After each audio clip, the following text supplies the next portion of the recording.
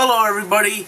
I already recently did a video on YouTube which was a co-review with Andrew Rowan on The Amazing Spider-Man.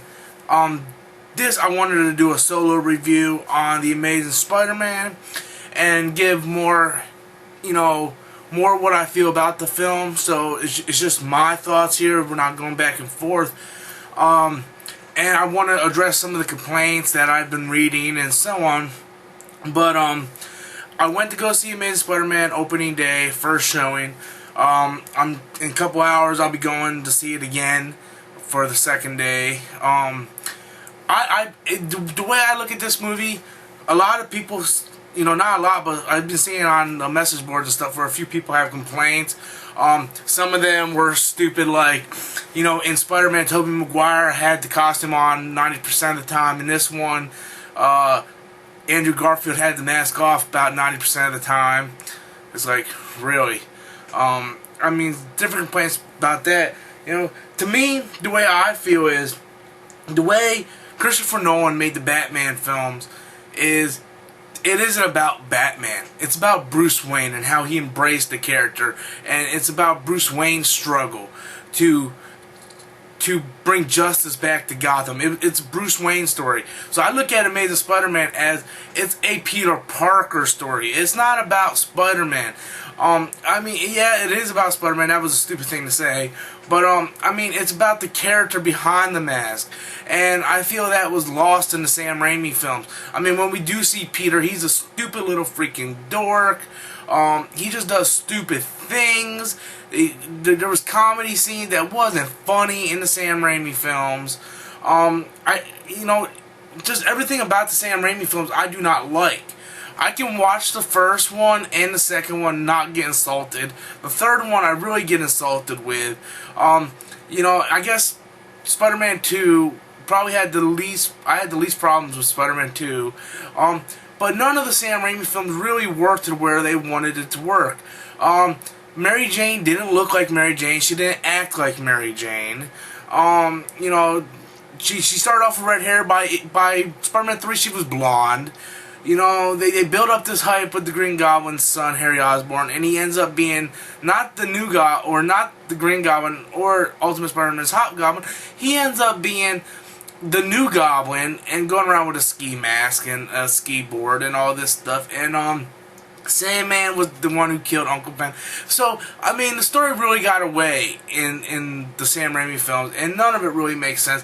I think the only film you can actually watch and enjoy is probably Spider-Man 2. I would agree with that.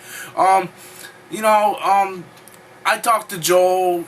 He wanted to go see a midnight release, and I asked him what he thought, and he said it was good, but he thought Spider-Man 2 was better, and I disagree 100% on that. But everybody has their own opinion, and I respect everybody's opinion. The way I looked at this film was, at the end of the film, when I seen it yesterday, at the end of this movie, as a Spider-Man fan, did it make me happy? Was I happy with that film? And undeniably, yes, I was extremely happy with that film. Were there some nitpicks? Absolutely.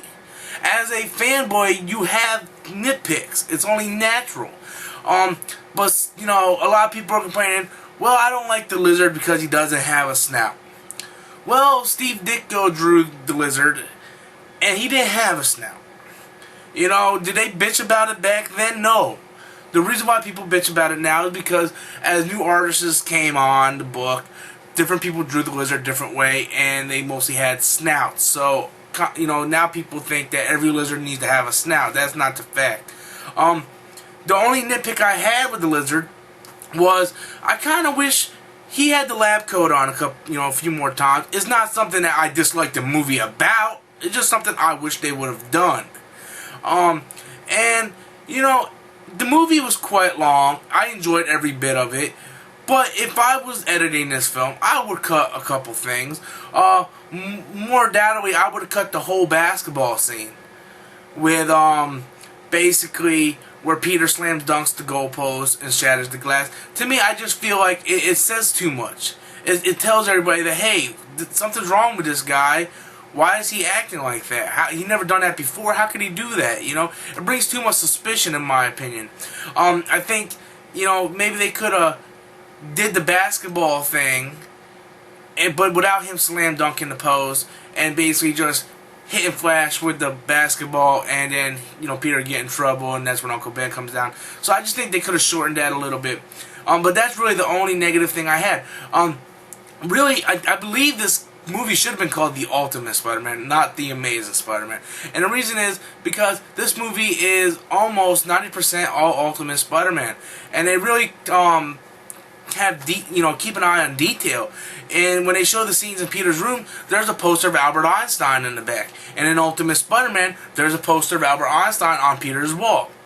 Plus, Peter spends a lot of time in the beginning of this film in this abandoned warehouse, which that was Peter's getaway in Ultimate Spider-Man. He brought MJ there a couple times when the Norman Osborn Green Goblin was going on a rampage, you know, threatening Peter. So, I mean, it had a lot of Ultimate Spider-Man, you know, personalities, with everything with the secret identity about his father, you know, Oscorp, the Oz serum that they mentioned. That's all Ultimate Spider-Man related. Even Peter's personality with Ultimate Spider-Man's personality, where Peter wasn't a nerd getting picked on like Tobey Maguire's case, which that film was, you know, taken from Amazing Spider-Man in the 60s. This film is more on Peter is just a quiet guy. He's a quiet guy, quiet, shy guy who doesn't know how to talk to the ladies. He's not a nerd. He's very smart, very intelligent, but he stays to himself, you know. And that's what they portrayed in this one. And I loved every bit of it. But I'm also a fan of the Ultimate Spider-Man comics. I feel that Ultimate Spider-Man is the better version of the Spider-Man series. I just think Amazing Spider-Man's been out for so long that they've done so many different things with so many different writers that it just got watered down at one point, where Ultimate Spider-Man has been the same writer, Brian Michael Bendis, from the beginning, and he knows how to develop that character. Until they killed him off, of course, you know, but that's another discussion for another time. But I loved everything about it. I loved Gwen Stacy. I loved Emma Stone as Gwen Stacy. Andrew Garfield made you really think about his character, because he portrayed Peter Parker in a way we never seen. He brought emotion to that character. It wasn't just Tobey Maguire sitting at the end of his bed with a little teardrop coming down. When Andrew Garfield cried, he cried. It wasn't just a well, you watch that scene in Spider-Man 2, you know, after, what was it, Spider-Man? No, it was Spider-Man 1, I believe, where he was sitting at the end of the bed and all he has is like a tear drop down from his eye, and Aunt May comes down, you know, comes in his room. It was so ridiculous that, you know, he wasn't crying. It was so generic, you know. I mean, probably Tobey Maguire's best acting was when Harry died at the end, where he kind of cried there. But, you know, but Andrew Garfield, you know, he teared up when he mentioned his father, when Uncle Ben gave him the speech. And that's another thing I want to get to, is the speech here. But he teared up there, he teared up at the end, you know, and he made you believe the character. You felt bad for him. You felt bad. This is a guy that lost everything. He lost his parents, he lost his uncle. You know, he loses everything. Yet he manages to stay pure, manage to fight for what's right, and his acting is so, it brings you so much into the character. This Andrew Garfield is phenomenal as Peter Parker. And basically, it just kind of takes a shit on Tobey Maguire's portrayal of Spider-Man, which I never liked Tobey Maguire as Peter Parker. Never did. Ever. The only casting of the Sam Raimi films that went with the characters was the guy who played Doc Ock. I'm sorry, I don't know his name right off the top of my head. What's his face as Harry Osborn? I'm so concentrated on this new film, I can't remember the guys' names. But Norman, Harry, and Doc Ock, those were the guys that were cast to play those characters the right way. No one else really fit any of the parts. Come on, Kirsten Dunst is Mary Jane. She had blonde hair. She didn't even act like Mary Jane. She didn't act like Amazing's Mary Jane or Ultimate's Mary Jane. She was just a generic character that didn't want to be there. She said in interviews she didn't want to be there. Emma Stone, she wanted this role. After she got accepted for this role, she even did a blog where she said that, you know, thank God Heroes didn't pick me as a cheerleader, because she got the nod for Heroes because she was going out for the role for cheerleader, because now she got to be in Spider-Man. She was happy for this role, you know. But all the characters did a great job. Kirk Connors, you know, everybody across the board, great cast. Now, a lot of people have been complaining about they did not mention with great power comes great responsibility. And I feel it doesn't need to be thrown at us all the time. Why does that phrase have to be thrown at you all the time? We've seen 3 previous films, we read the comics, we've seen the shows, you know, we do not need them to throw, hey, you're doing this for great power, for great responsibility. You're doing this for great power, comes great responsibility. You're doing this for great power, we know already. Really? You people are upset about that? Out of everything you can be upset about, you're upset about that. You know, the way Uncle Ben gave him the speech in the movie was very reminiscent of the Ultimate Spider-Man speech that Uncle Ben gave. Basically, he said, your father had a philosophy that he held very dearly. He believed that if you had special abilities that you could do, that no one else could do, that is not only should you do that, it's your responsibility to do that. That is the quote from Ultimate Spider-Man, and that is what they said in this film, almost word for word. You know, and it was very, very good. I love the way I love Brian Michael Bendis' Ultimate Spider-Man character is because, hey, you stop. Is because, you know, he makes it real. Okay, we're not back in 1963 when Amazing Spider-Man #1 came out and everything is Silver Age and quirkiness and everything, where with great power comes great responsibility. Comic book readers have evolved. We're more intelligent. We are no longer idiotic little kids where we're reading these books and they gotta be like Dr. Seuss books. Comic books aren't like that anymore. And Brian Michael Bendis really brought that character to life and made it more intelligent and more relatable for this day and age. And that's what this movie did. Sam Raimi, I don't know what the hell you were doing.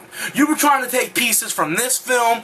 You were trying to take pieces from Amazing Spider-Man, Ultimate Spider-Man, you know, the Spider-Man cartoon in the 90s, and somewhere along the line, you know, your pieces got mixed up and you lost track of your own movie. It's that simple. This film stays true to Ultimate Spider-Man. It uses the Amazing Spider-Man name, and the only thing it did that didn't happen in Ultimate Spider-Man was in Ultimate Spider-Man, Mary Jane was the first girl. In Amazing Spider-Man, the comic book, Gwen Stacy was the first girl. All they did was switch that around in the movies, made Gwen Stacy the main love interest in the film. And I have a feeling that's going to build up to her death in Spider-Man 2. And, you know, he let her know that he was Spider-Man, just like he did or let Mary Jane know in issue 13 of Ultimate Spider-Man. So, we're about running out of time here. I highly recommend it. I believe I gave it like a 3.5 out of 4. It's very, very good. I'm psyched. I'm getting ready to go see this movie again in an hour and a half for the second time. Really looking forward to it. I just wanted to address my concerns and do a solo review for Web of Cinema because it's been a while since I did anything for Web of Cinema. So yeah, go ahead and leave your comments. I'm really interested to know what you guys think, especially if you've seen the film. I really want to know what you think. So that's really all I have, guys. Hope you guys enjoyed the review. Be sure to tell me your opinion. And until next time, guys, I'm Storm Zink, and that was my opinion.